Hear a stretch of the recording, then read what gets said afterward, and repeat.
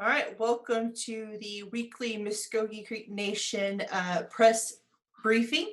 We are going live here with Jason Salsman from the Muskogee Creek Nation's executive branch. He is the executive branch press secretary, and he is going to give us some updates. We're going to ask him some questions. We do have these meetings set up live, so if you are following along with us and want to ask questions, there is a chat. If you are logged into YouTube, you can access that chat and ask your questions in real time and get some answers. Thank you for joining us, Jason. How are you today? Thanks for having me, Angel, Gary, Jared. Very good. Just a regular day in the COVID world, which is to say a strange day in the real world that we once knew. So, no, it's going well, and thanks for having me as always. Yep, and I want to welcome my colleague Gary Fife. He's joining us from. We're all kind of working remotely and doing our Zoom thing here, and he's here to kind of ask questions too and help us out here. So, what's been going on? What's the latest and greatest from the nation right now? Well, we actually had some news coming out today. I think you guys may have probably seen the Attorney General Mike Hunter with the big newsmaker piece of the day with his sort of rebuke of the compacts that were signed. I know you guys did a deep dive earlier. I want to thank you for covering that. But just legally speaking, he does not agree. And just before we came on here, got a statement from the Oklahoma Indian Gaming Association chairman, Mr. Matt Morgan, on behalf of United for Oklahoma. And I'll read that for you guys now if you would like me to share that. Yes, give us the. Please do. Okay. Mr. Morgan says, we appreciate Oklahoma Attorney General Mike Hunter's clear analysis of the law and his strong letter to the United States Secretary of the Interior. As the Attorney General states, and we have argued for some time, Governor Stitt does not have the authority to bind Oklahoma to his empty promises. Oklahoma and the tribes deserve better than the carelessness Governor Stitt has brought to the table. And the Attorney General's analysis encourages us that we will be able to reestablish the sort of tribal state engagement that conforms to the law and serves all of us well. Oklahomans deserve no less from state government, and the tribes remain committed to that result. Wow, So that's a pretty strong statement it there is. from Oklahoma Indian Gaming Association Chairman Matthew Morgan, and it's a backup of what Attorney General Mike Hunter is saying. And I don't know if you had a chance to read earlier on your deep dive, but the principal chief has weighed in as well.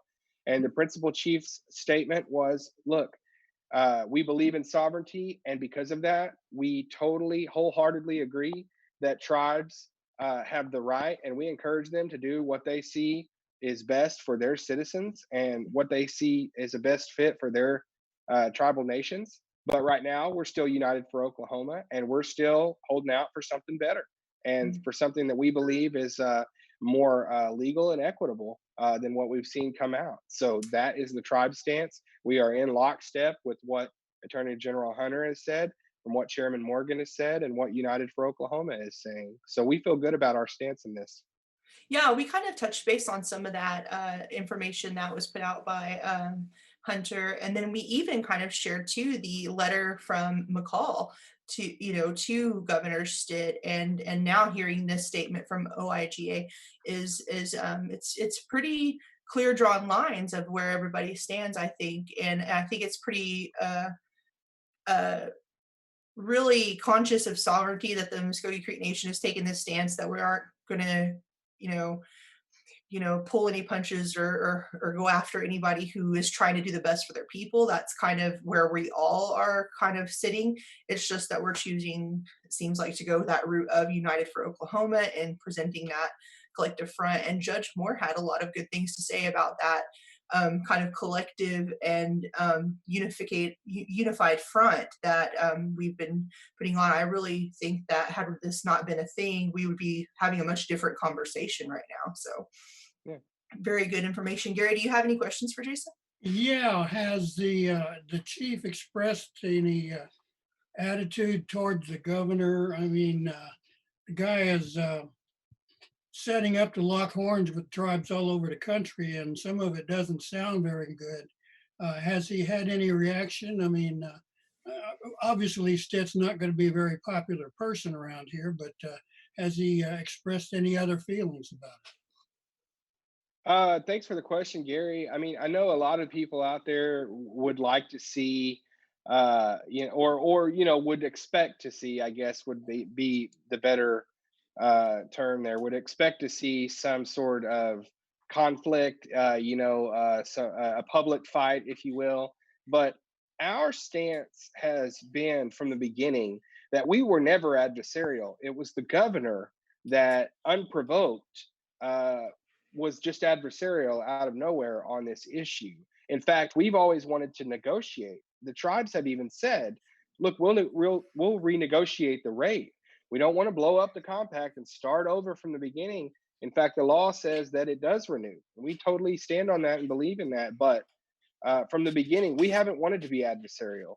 And so our tone is more sticking to the letter of the law, sticking to the letter of the compact, and that's where we're going to remain. For us, this isn't a personal vendetta or a fight with the governor. This is simply tribes wanting to, one, stand up for ourselves, and two, not to see a decision unilaterally made that is in conflict with the Tribal Gaming Act.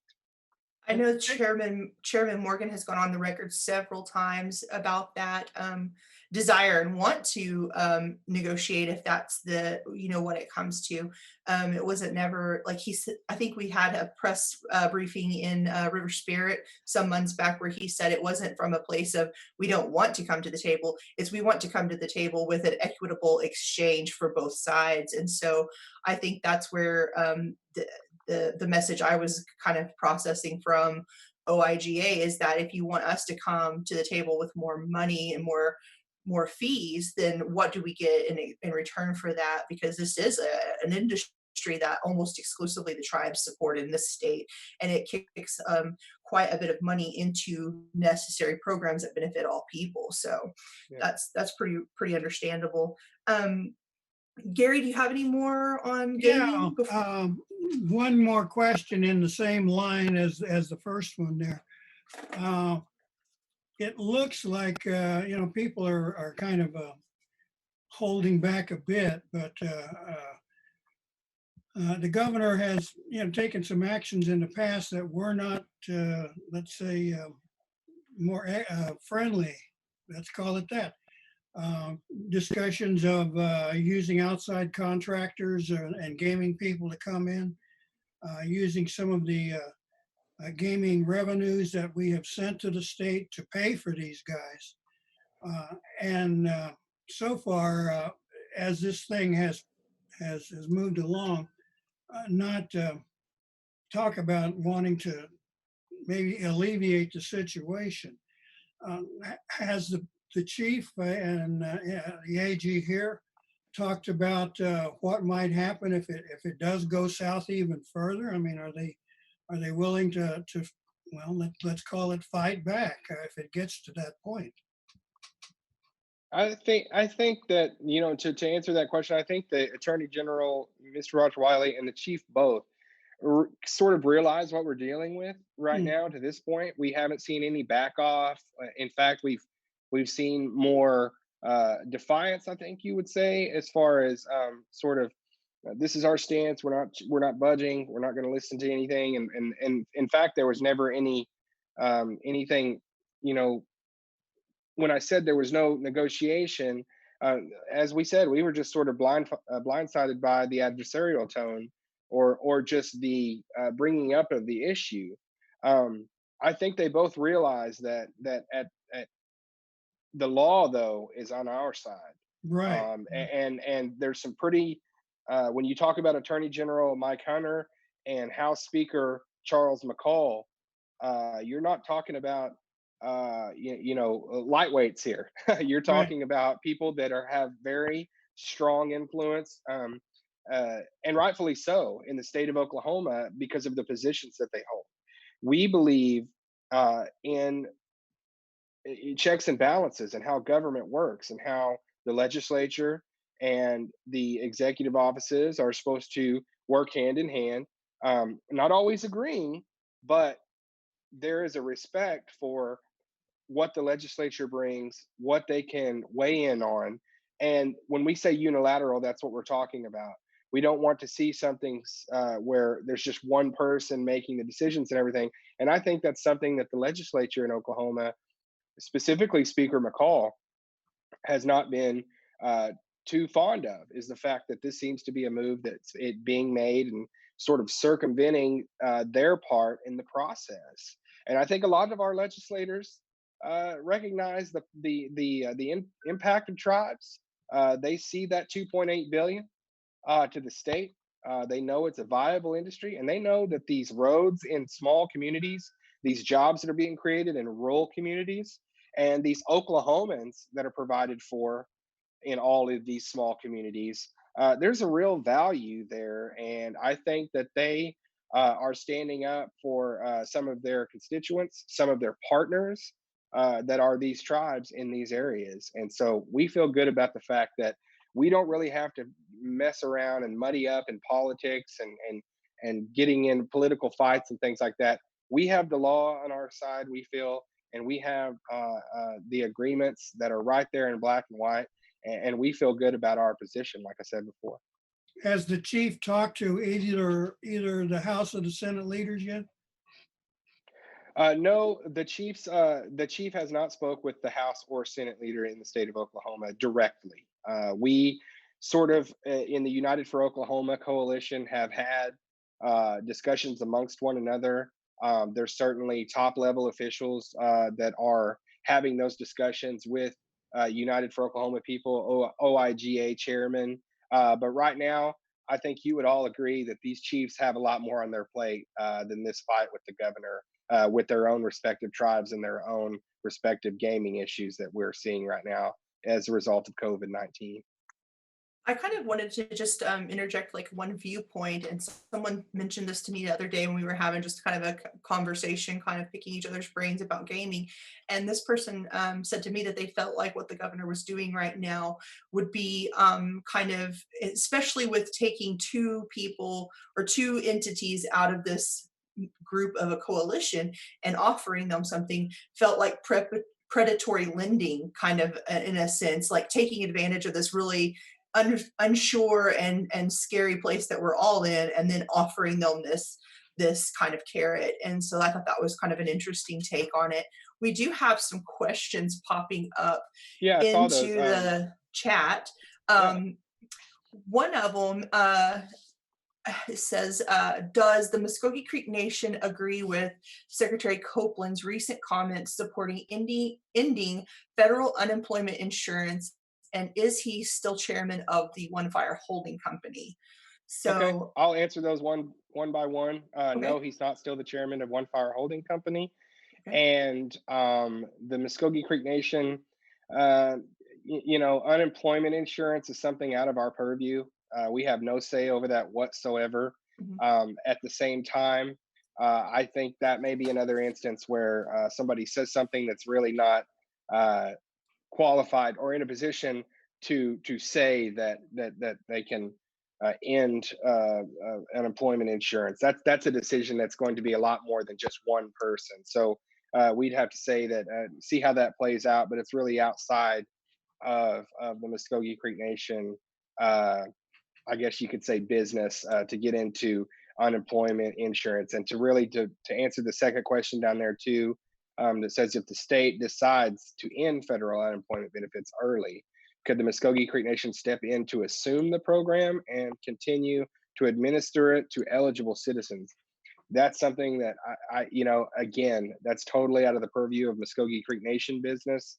It'd be something that even the ability to do something like that would have to be something that we would talk over with Attorney General Roger Wiley. But right now, there's no plans or ability to even do anything like that because, like I said, again, the federal or not federal, but the state unemployment benefits are something that just has nothing to do with Muskogee Creek Nation. Fair enough.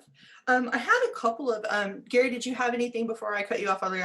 I apologize. I did kind of step on No, you there. no, I think he pretty well answered that. But on this last topic, though, if they were to even consider unemployment, you're talking about creating a massive department Yeah. and dozens of staff people would have to be fairly conversant in unemployment law, wouldn't they? Yeah. Yeah, and like I said, that is a, quite an undertaking, and something that, if you had to ask me right now and just kind of put me in a corner on it, I would say that's something that the Muskogee Creek Nation wouldn't, one, pursue, and two, I don't even know if it would be capable of pursuing on such a large scale. You're Mhm. talking about the entire state of Oklahoma. So Yeah.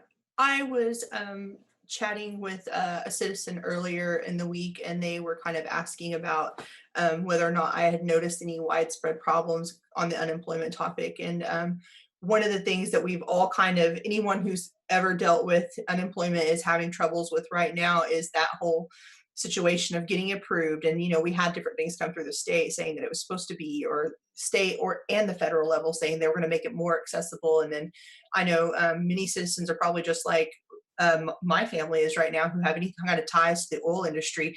We're kind of all in 1 month of waiting for that first kind of claim to go through. So it is a little bit frustrating, but it is good to know that if I do get into a situation, I'll have to I might be going down to the food distribution and well, and here's the if good my thing. income changes. Well, and here's the good thing.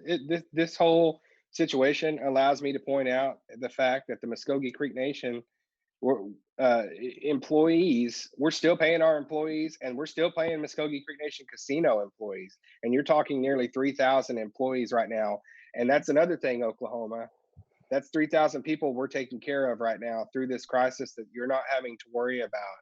Mhm, So I think when you get people that are being adversarial with the tribes, that is another fact that they forget about is we're Mhm. taking care of people's not only their full-time benefits during a health crisis, but their mhm, employment as well. We've got people home on administrative leave that are just, like I said, waiting to come back to work. But while they're waiting to come back to work, they're not furloughed. They're not mhm, income insecure. They have a steady check coming in, and we're proud of mhm. that. Now, I don't know how long that lasts with the casinos because there is a date out there, and I don't know when that is, but I mean, we're proud of the fact that we've been able to take care of it to this point. Yeah, I can say from personal experience, it has never felt better to be a Muskogee Creek Nation employee right now. In my household, I'm the steady worker right now, and with the oil industry tanking, and many Oklahomans are tied to that. It is pretty rough out there, so it is very very reassuring. I had some more questions. Before you run away, you mentioned Angel Food Distribution, kind of, in a very light sense, but I have actually put in two calls to Anna.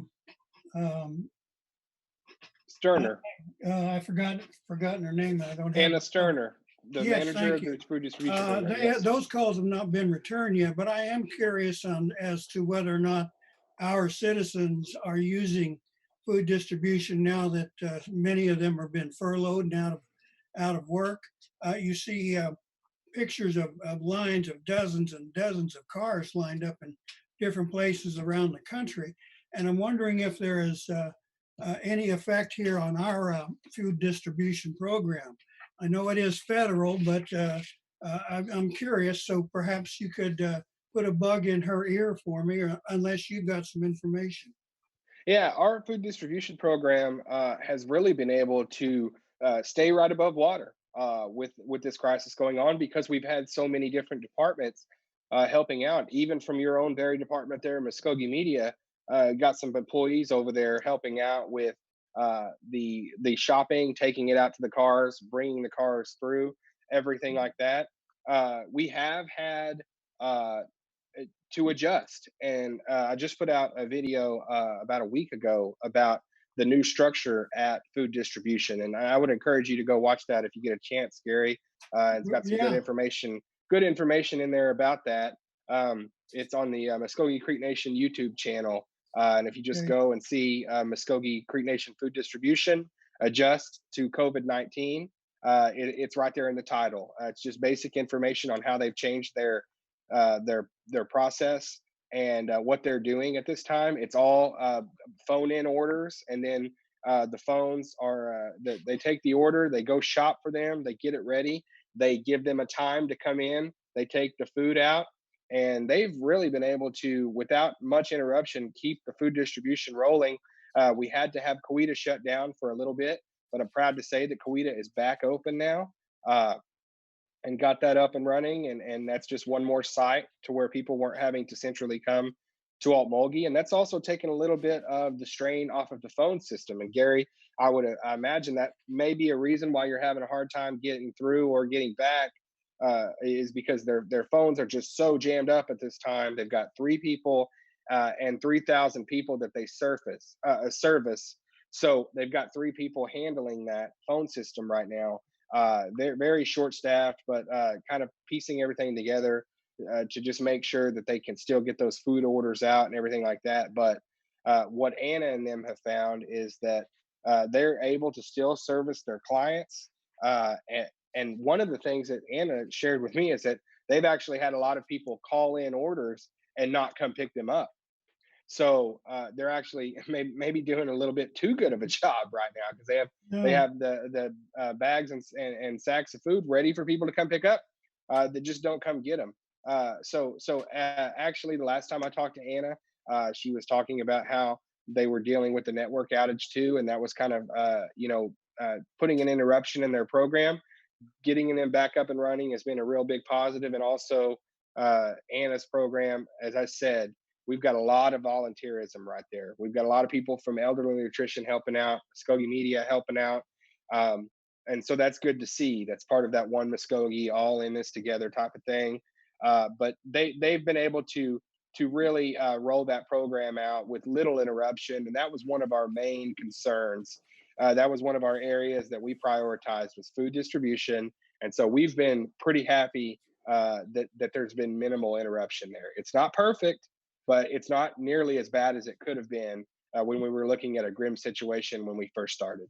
Are we still Right. Now, distributing in multiple sites? let me one more comment and I'll get out of the Yes. way. Yes, we are Um, still distributing in multiple sites. Yes. well, I think that's a good story that should be shared, and I'd love to have her on the show. So Okay. perhaps the next time you chat with her, let her know I'm looking for her. And You bet. She's if a there's an busy extra woman. block of cheese around somewhere, then let me. Right. Yeah, I've got one gold bar for Mr. Five coming right up. I have a couple more questions. We've Yeah, got some sure. hot chat questions today. We got Yeah. questions being asked, which is a wonderful sign, and we love to accommodate that and have people take advantage of our live chat where we can ask the questions. The first one, I'm going to skip to the bottom where it says, "Are people who live in normally ineligible urban areas able to access food distribution during the pandemic? Do you know of any changes in federal guidelines during this time?" Um, I know that there's been a few changes in their guidelines. Again, forgive me, I'm not just right up to snuff on food distribution policy, but the good thing is that the video sort of explains some of that. If you go on the YouTube channel, and somebody that's commenting on YouTube, I imagine that they can find Muskogee Creek Nation YouTube channel. Go watch the video. Also, I encourage you, Muskogee Creek Nation website, mcn-nsn.gov, the section under human services, food distribution, it has a complete breakdown of all of the things that they've changed, all of the policies that have been sort of adjusted for this. So to answer that question just minimally, there have been policies changed and adjusted. I just don't know exactly which ones that they were asking about or really wanted to know. So go on there, you'll find all the things that have been adjusted, and also you can find lists of food, what the food order lists are, things like that, and the areas that they can service at this time. So I hope that and answers the question. And one of the cool questions here, I noticed, and this was probably something that we all kind of took a little bit of notice of, like last week, they started announcing that some of the meat shortages could be on horizon with the different prices of the market and everything like that. Would that affect our livestock operations? And would anything be available to citizens if a shortage came to fruition? Was the question from chat. Yeah, Mr. Kissy does a great job with our agricultural services. He's really just sort of kind of jumped in with hit the ground running. Trenton there, and if you go on online, you can see a little bit about him as well on the Creek Nation site. Had a story about him not too long ago on our public relations folks as well. So, talking a little bit about um, his capabilities, the how beef's doing with them and everything like that. I think at this point that would be a little bit. We're still in maybe a preliminary stage of talking about that. Mhm, So I would want the opportunity to talk with Mr. Kizzy about that. Excuse me, I mhm. dropped the pen. About that before I can answer that question, if that's even a possibility. I know that with USDA and all sorts of things in place. There's a million miles of red tape and things that he would have to go through for any kind of mass production, I would imagine. Oh, And yes. I just don't feel comfortable, assuming or speaking on his behalf. But that's a Sure. great question, and that's something that I can ask him about, Yeah. and might be good to come back with an update on that the next time. Yeah, I would love it to turn into maybe he Yeah, can even educate us on what the market is doing. That might be an interesting story to come back absolutely. with. Maybe he can Well, join then us sometime. I will speak with him and get some information on that. Thank you. Wonderful, wonderful. Yeah. The next major question I had, and this one might be a tough one, but uh, we were asked to ask if the Muskogee Creek Nation had ever filed in McGirt to get any of that oral argument time. And just that's kind of switching gears to back to a national story. But when this will be like the first time I've ever seen the Supreme Court live streaming um, one of the oral arguments, and will we be in those oral arguments this time? I don't know this for sure, but I would Mhm. imagine that this is going to be opened up to the public. Whoever wants to be a part of it is my guess. Yeah, I Uh, think everybody can view it and everything, right. but I believe that certain filings have to take place before we get like our attorneys or whoever's representing the Muskogee Creek Nation would be able to get Oh, you're talk talking time about in actual the. talk time. Okay. Mhm, Yeah. Yeah, and that's something that we're letting our litigators take the lead on, and that mhm. we're letting them handle for us. Okay. Okay. And then I move along to like the next question. It was kind of in the legal category. Has there been any word that we are looking for any new nominations for judge, a special or a third judge, I guess I should say, because the way our law is set up now, it's set to have up to three different judges, I guess. Right. And do we have anybody in mind? Is that a search going on right now? Something we might be looking for? It's currently under consideration. Okay. Nothing I can talk about at this time, but currently under consideration. Yes. Okay. All right. I think that's about all we have, unless there's any new news from gaming, which I don't anticipate at this time. But um, uh, I think a lot of folks have been in preparations, making plans for reopening, but I don't think I've heard any dates on that yet. So, um, The only thing we have to report, and I'll say here, the only thing we have to report on the Muskogee Nation Festival is mhm, that it is postponed, and we want to make it clear that doesn't mean canceled. That mhm, means that right now it is postponed to a later date that we will look at and consider. Now, the possibility that the Muskogee Creek Nation Festival does not happen in the year 2020 is still out there. mhm, That is a possibility. I won't mislead the citizens or anyone that wanting to know about that. But at this time, it's just postponed, and we certainly hope that we can put on at least a nice weekend for our citizens and all the folks that love that part of their calendar every year. We hope that we can maybe just push it back a few more months and get it in a little bit cooler weather for everyone. mhm. Yeah, we think we got notification sometime last week about they do have the budget secured, but right now it's even Yeah, hard to kind of negotiate with different talent or anybody who might be doing a show because right now they have cleared their schedules too as yeah, far as performers go, and so yeah. it would it. We talked to Kyle a little bit, and he just said that for now they're kind of keeping it very tentative, and if it's doable, they want to have it in some form, even if it's smaller scale. But for Yeah. now, it's kind of up in the air. But the money set aside for it is available, and if that's not used, it's my understanding that that rolls back into its financial source budget that it Yeah, was. which will be fantastic because all indications are that we're going to need all the finances that we can get Mhm. to avoid massive cuts at the end of the fiscal year because of our interruption in our operations and gaming and everything like that.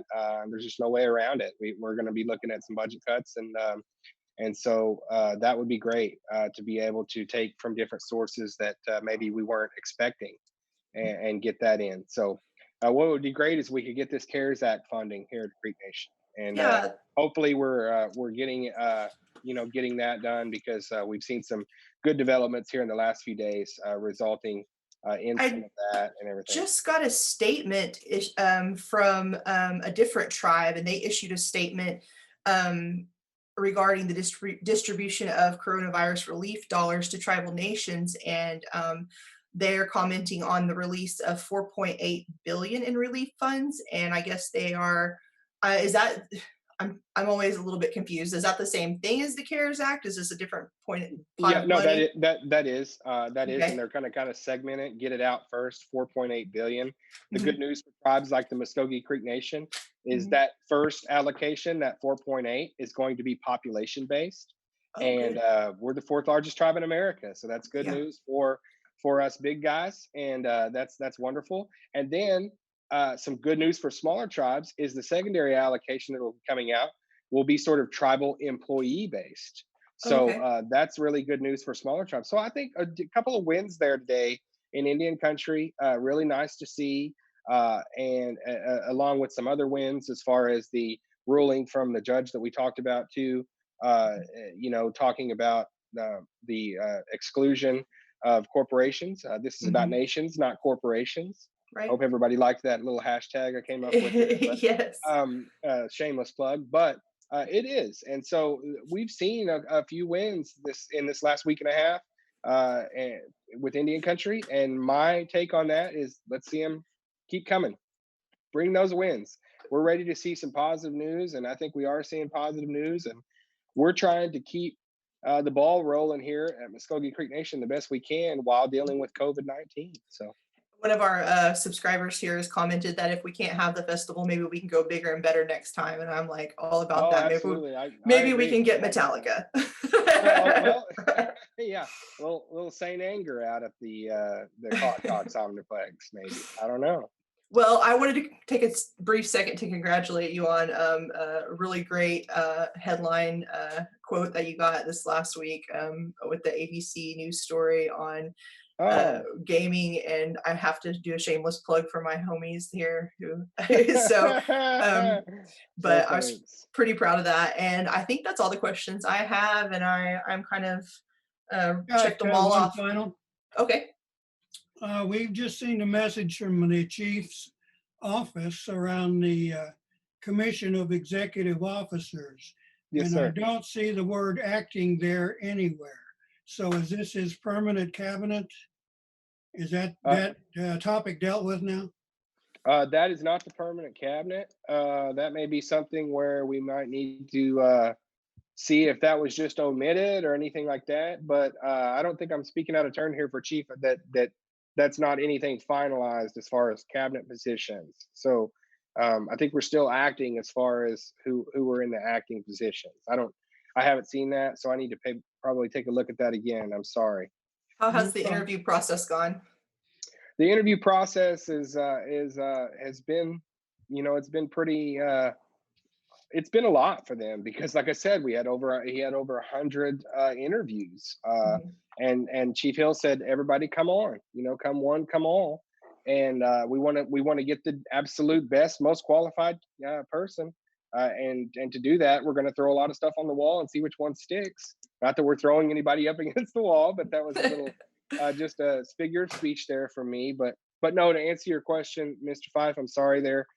No, that is not a finalized cabinet. I will look on there and see maybe if we can get that adjusted or anything like that. So thank you for pointing that out, sir. You got it. No charge. Yeah, yeah. Well, no, I'm disappointed in you. You've changed on me. No. I just wanted to take a brief moment to wrap it up here. And thank you for taking the time each week to bring us the most latest That, information from the nation right now. And thanks, Gary, for coming on and helping with questions. I want to thank our YouTube subscribers who are following us and feeding us great questions. Keep doing it. Spread the yeah. word. We really want to be that platform that perpetuates the voice of citizens out there and answers the questions that they want to have. I'm Angel Ellis. We're going to sign off for today, and I'm thanking you guys so much for following along with us. Thank you all. Thank you.